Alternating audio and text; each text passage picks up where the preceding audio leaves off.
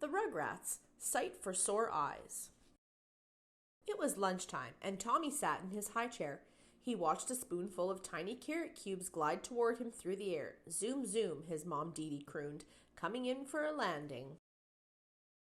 Tommy shut his mouth tight and shook his head. No. Come on, sweetie, pleaded Dee Dee. Carrots will help you grow big and strong.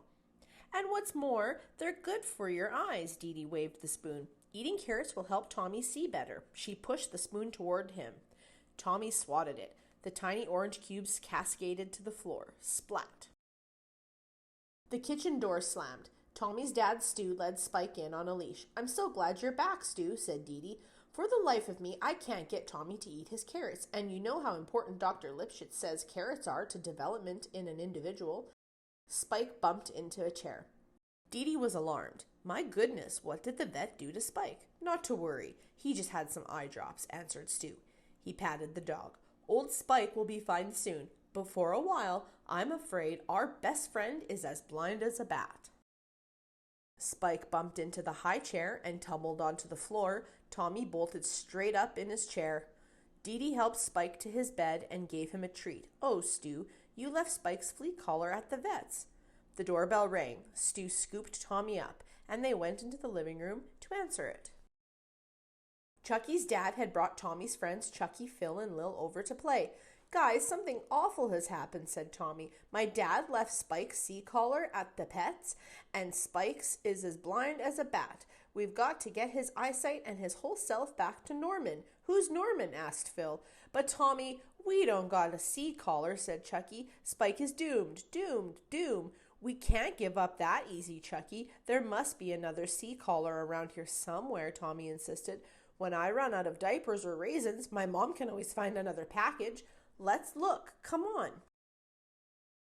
This is a good sea collar, said Phil, but I think it's for a doggy who is more fatter than Spike. This sea collar is so bright and sparkly, said Lil, but I don't know why Tommy's mommy would keep such a prettiful thing locked in a big metal box. Let's wake up Spike, said Tommy. Then we'll see if sparkly sea collar works. Tommy shook his dog. Spike stood up and took a few steps. Spike bumped into the TV. Then Chuckie had a bright idea. Maybe Spike's like me now and he needs glasses. Good thinking, Chuckaroo, said Tommy. So if you'll just let Spike borrow yours. Oh no, said Chuckie. He backed away. I need them. Phil and Lil swooped down on him and swiped his eyeglasses. We won't keep them long, said Tommy. It's just an experiment. Without his glasses, Chuckie bumped into the easy chair.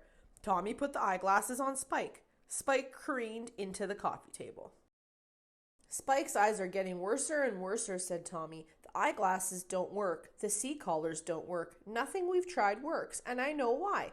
My mom said my dad left the sea collar at the pet's. We got to go get it from there. But at whose pet's, Tommy's, whined Chuckie. Spike is your only pet, and he doesn't have one. I know, but what do we do when we got a problem we can't solve? Asked Tommy. Ask Susie, shouted Phil and Lil. Right, answered Tommy. Come on, everyone, through the fence. I don't have one solution to your problem, said Susie. I have seven pets. That iguana is eating a bug, said Lil. Goody, maybe he'll share. I wish I could hide in my shell like that turtle, said Chuckie, because Tommy's mom will be real mad when she finds out we left the yard. Don't worry, Chuckie, said Tommy. We'll go home now. Your pets are real nice, Susie, but their sea collars are all way too small for Spike. Thanks anyhow. Bye. When the babies came home, Spike still couldn't see. There's nothing for us to do now but nap, said Tommy. Tommy dreamt about his lunch. The dream gave him an idea. Wake up, you guys, wake up, Tommy yelled. I know how we can help get Spike back to Norman. Let's go. Oh boy, we're going to meet Norman, said Phil and Lil in one voice. The babies went downstairs to the kitchen and found the carrots in the fridge. Those orange cubes look slimy, said Phil. Yum, yum. Why do I always have to be at the bottom, wailed Chuckie. I can't see what you guys are doing. On his bed, Spike snored and opened his mouth wide. Tommy shoved in a spoonful of carrots. Spike woke up, swallowed, and took a step. He walked across the kitchen without bumping into anything. Hip, hip, hooray, cheered Tommy. I say what's good enough for Spike is good enough for me. Yeah, me too, agreed Chuckie. Phil and Lil chimed in together. Come on, let's have some too. Dee Dee came into the kitchen and exclaimed, "Thank goodness, Spike's eye drops have finally worn off and he can see again. Oh my, Stu, look at the children. They're eating carrots. Now that's a sight for sore eyes."